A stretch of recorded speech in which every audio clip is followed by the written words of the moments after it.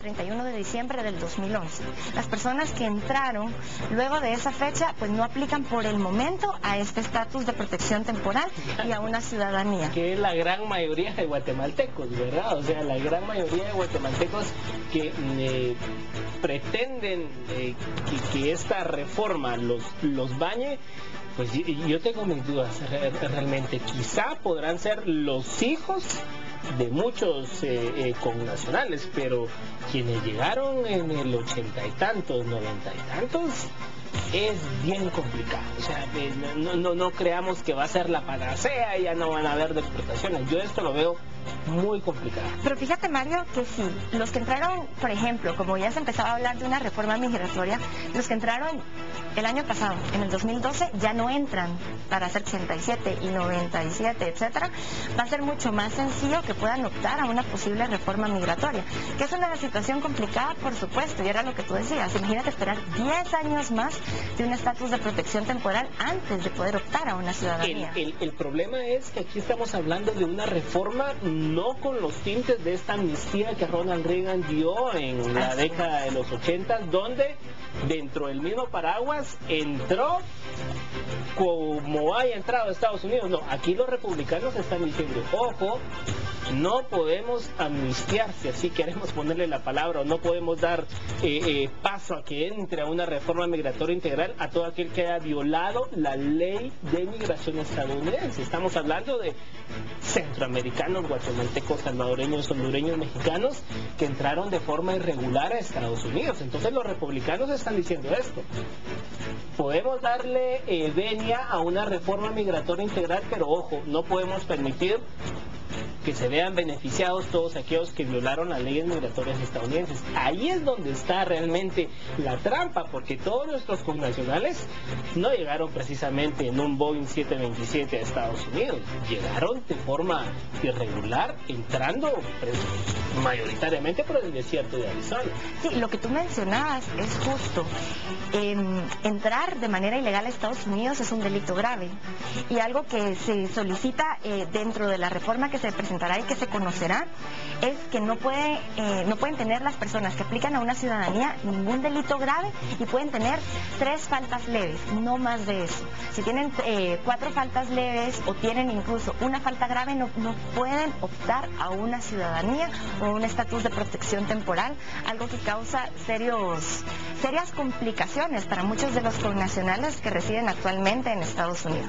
Y a esto hay que sumarle que muchas de estas personas que vienen de el interior de la República, hablamos de regiones como el occidente, San Marcos, de Huehuetenango, donde hubo mucha migración en la década de los 80s y 90s hacia Estados Unidos. No hay registros de partidas de nacimiento. Esto lo ligo con el tema que mencionabas de el DPI, el RENAP. O sea, no hay registros de partidas de nacimientos. En algunas alcaldías se perdieron documentación completa. ¿Cómo va a hacer esta gente para realmente empatar su estatus allá con su documentación de identidad que necesitan como guatemaltecos? Un tema de verdad complejo para el Registro Nacional de las Personas, para identificar a ese más de 1.500.000 guatemaltecos que residen en la nación norteamericana. Eso sin contar que seguramente ya hay hijos, nietos y en unos casos hasta bisnietos. Y creo yo que esas son las generaciones que pueden optar a esto, a la reforma migratoria. Sí, algo que justo que tú mencionas ahorita es esta situación.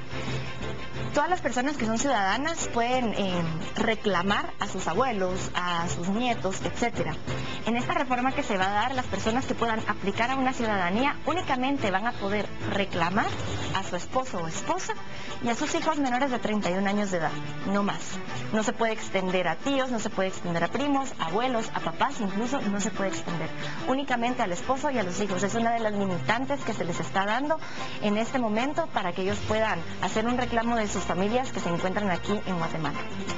Bueno, vamos a cambiar ahora de tema. Página 8, Diario Prensa Libre. 2.500 buses serán utilizados. Partido Patriota pretende lucir unido en la asamblea, dice el titular de la nota. Cuadros del Comité Ejecutivo Nacional serán relevados. Vemos aquí los rostros que definirán el rumbo del partido oficial, dice este recuadro en Prensa Libre. Vemos encabezando a la vicepresidenta Roxana Baldetti, quien ha luchado, dice la nota, por mantener el poder del partido oficial desde su fundación. Luego, Alejandro Sinibaldi ha fungido como secretario general adjunto 1 del partido. Participó para la alcaldía capitalina en los comicios pasados, pero sus aspiraciones no se cumplieron. Es ministro de Comunicaciones. También otro de los rostros que se mencionan es Mauricio López Bonilla, titular de la cartera del Interior. Fue jefe de campaña en la contienda pasada electoral y se le ubica como uno de los aliados principales del presidente Otto Pérez Molina y figuraba para relevarlo en el cargo, pero ayer dio marcha atrás. Aquí vamos a ver realmente qué tanto Alejandro Sinibaldi logra hacerse de la candidatura presidencial.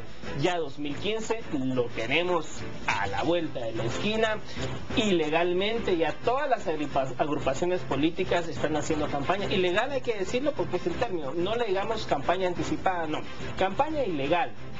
Entiéndase, todos los partidos políticos y todos aquellos que ya han salido a decir quiero contender por la presidencia de la República en 2015. Alejandro Sinibaldi desde un inicio pues se le ha visto como el rostro que pudiese ser el delfín de Otto Pérez Molina en cuanto a lanzarse por la candidatura presidencial en 2015, pero para nadie es un secreto esta relación crispada, podríamos decirle así, entre la vicemandataria Roxana Baldetti y Alejandro Sinibaldi. Por lo pronto Roxana Baldetti, dice esta nota, va a tratar de retener el control del partido en la asamblea del próximo domingo, mientras que Alejandro Sinibaldi pues ha dado un paso atrás, dice esta nota. Sinibaldi se limitó a decir que habrá una planilla consensuada para el Comité Ejecutivo Nacional, el cual pues lo lidera actualmente Roxana Baldetti. Así que si comparamos esto quizá con los últimos gobiernos y últimos partidos, cuando hacía gobierno el Frente Republicano Guatemalteco, pues era claro, cuando Alfonso Portillo ya iba terminando el periodo, pues era claro que el candidato iba a ser el general José Efraín Ríos Montt. Se recuerdan ustedes aquella contienda del 2003 donde se le inscribió, y en aquel entonces vaya que provocó odio en la Corte de Constitucionalidad, que inscribió a José Efraín Ríos Montt como candidato a la presidencia. Eran otros contextos, por supuesto, políticos, pero sí había una cerrazón de filas en torno a que José Efraín Ríos Montt fuera el candidato presidencial. Cuando entró el grupo de La Gana, que hizo gobierno con Óscar Bercé, ahí sí, a mí me parece que estamos ante una situación muy parecida, porque no había una cerrazón de filas en torno a quién iba a ser el candidato oficialista. Recordemos que fueron a un fallido intento de elecciones primarias donde el exministro de Agricultura, el señor Aguilar, que no se me viene ahorita el nombre, paró despotricando después contra Alejandro Yamatei. Un evento bastante fallido. Al final fue Alejandro Yamatei el candidato presidencial. Con la UNE, el gobierno pasado, pues era a voces, era un secreto que las filas estaban cerradas en torno a Sandra Torres y no había cabida para nadie más. Acá, en este caso, Partido Patriota, pues veremos, no hay como que una idea generalizada. Alejandro Sinibaldi va a ser el candidato presidencial. Al parecer esta relación crispada con Roxana Baldetti, veremos si al final él se hace con la candidatura, pero tampoco vemos al interno del Partido Patriota, y quizá lo podemos comparar con el grupo que hizo gobierno con Óscar Bercé. Vemos grupos con varios intereses, que no vemos una cerrazón de filas, por lo que ese mismo aspecto pudiese ser que la tenga difícil Alejandro Sinibaldi para hacerse de la candidatura presidencial, porque ya vemos varios grupos que pues no hay una cohesión dentro del partido oficial, como quizá la había en el gobierno pasado, donde pues las filas se cerraron en torno a Sandra Torres, y en el gobierno del FRG las filas se cerraron en torno al general José Efraín Ríos Montt. Así que pudiésemos estar en un escenario muy parecido al grupo que hizo gobierno con Óscar Bercé, donde al término del gobierno cada grupito quería poner su candidato, y al final pues ya vimos cuál fue el resultado de la historia. Sí, así es, Mario, y lo que tú mencionabas, las campañas anticipadas lo que han causado es ya expectativa en toda la población, y algo que llama muchísimo la atención en esta situación es que yo he escuchado a distintos grupos, he hablado con distintas personas, y en el Partido Patriota muchas personas dicen que el próximo candidato a presidente es el ministro de Gobernación, otros dicen que es Alejandro Sinibaldi, otros que es Roxana Valdetti, pero no existe esa unidad. Por el momento no se tiene una idea específica de quién se cree que va a ser el próximo candidato a presidente de este partido, y pues solo nos falta esperar, pero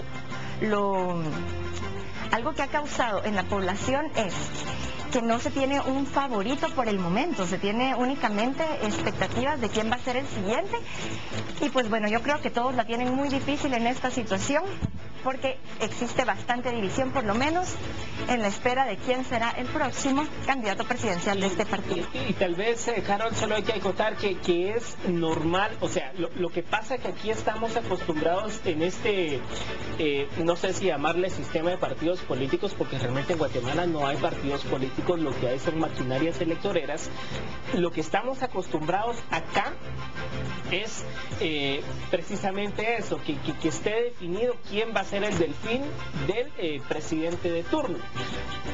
En otras latitudes donde medianamente funciona un sistema de partidos políticos y donde medianamente funciona un sistema democrático dentro de las instituciones políticas, pues se va a unas primarias, se va a una contienda interna para que diferentes grupos dentro de un mismo partido presenten su candidato a las primarias, con fines de que sean las bases del partido político quienes decidan quién va a ser el candidato presidencial.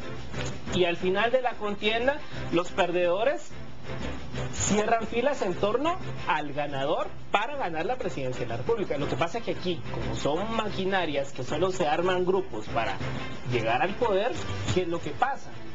Se hacen intentos de elecciones primarias y los que pierden se paran saliendo del partido, se paran despotricando contra el que ganó la candidatura presidencial. Eso lo vimos, se recuerdan ustedes, lo vimos cuando Óscar Bercé se para saliendo del partido de Avanzada Nacional PAN a finales de los 90, porque precisamente Álvaro Arzú quería imponer su candidato y al final lo impuso. Se para saliendo Óscar Bercé, para despotricando contra el PAN, paran formando la Gana, después la Gana, o sea, es eso lo que pasa. No hay una cohesión de ideología política y de realmente partidos que jueguen bajo las reglas de un sistema democrático. Son grupos que se arman con miras a llegar al poder, y ya estando en el poder, pues creo que hemos tenido suficiente experiencia de qué es lo que ocurre. Sí, yo creo que es muy saludable lo que tú mencionabas, que existen distintos candidatos para ser el próximo candidato presidencial, pero aquí en Guatemala las situaciones que se han dado han sido muy complicadas.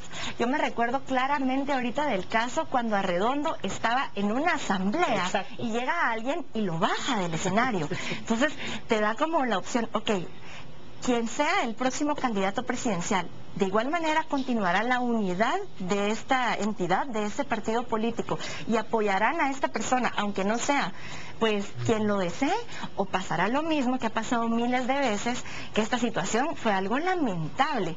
Sí. Como yo te mencionaba, Mario, folclórica la política. Sí, pero fue algo que yo creo que dejó a todos los guatemaltecos con la boca abierta, que en plena asamblea se llegara a bajarlo del escenario, se le quitara la bandera, etcétera. Entonces esta situación te deja pensando muchas cosas que estaremos nosotros analizando más adelante. Ya estamos sobre el tiempo, pero rápidamente les voy a dejar dos noticias que usted no puede dejar de leer. Página 4 de Diario Centroamérica, página 6 de Siglo XXI. Por una parte, el diario oficial da a conocer que es necesario un registro de celulares y que esto está en discusión. Por otra parte, La bancada de Encuentro por Guatemala solicitó ayer al resto de bloques mantener la agenda definida y que ya se desentrampe la agenda legislativa, pues se llevan más de 5 meses de no aprobar ninguna ley. Les dejo estas 2 notas, léalas, compárelas para que usted tenga su propia opinión. Con esto concluimos la revisión de diarios, vamos a una pausa y ya venimos.